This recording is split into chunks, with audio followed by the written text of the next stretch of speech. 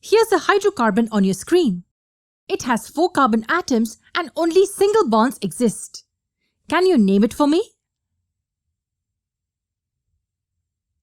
Yes, it is butane.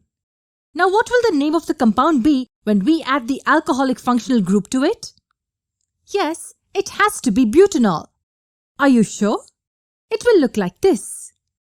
But wait, the location of the alcohol group can also be here. And here as well, the parent hydrocarbon will be butane with alcohol as the functional group. That means both these structures will be butanol, right? Does the name depend on where the functional group is placed? Yes, it does. If both the compounds are 4 carbon long, their names will be slightly modified depending on the position of the functional group. So how will we name these two? Let's understand this in a simple way. In the first case, the functional group is attached to this carbon atom.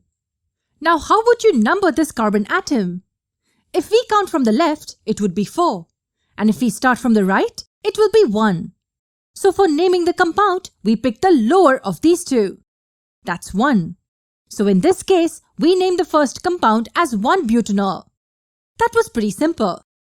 Don't forget, we picked the lower of the two. With this concept in mind, can you name the second compound? I'm sure you'll be able to do it.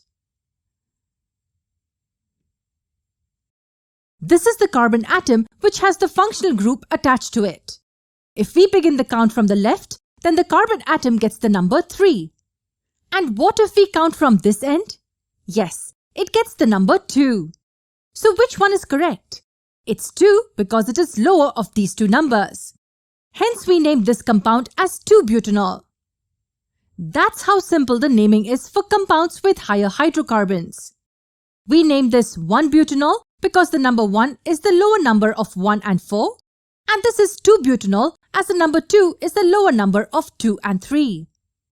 Another way of naming these compounds is butane-1-ol and butane-2-ol respectively. How do we understand this style? Let me break it down for you.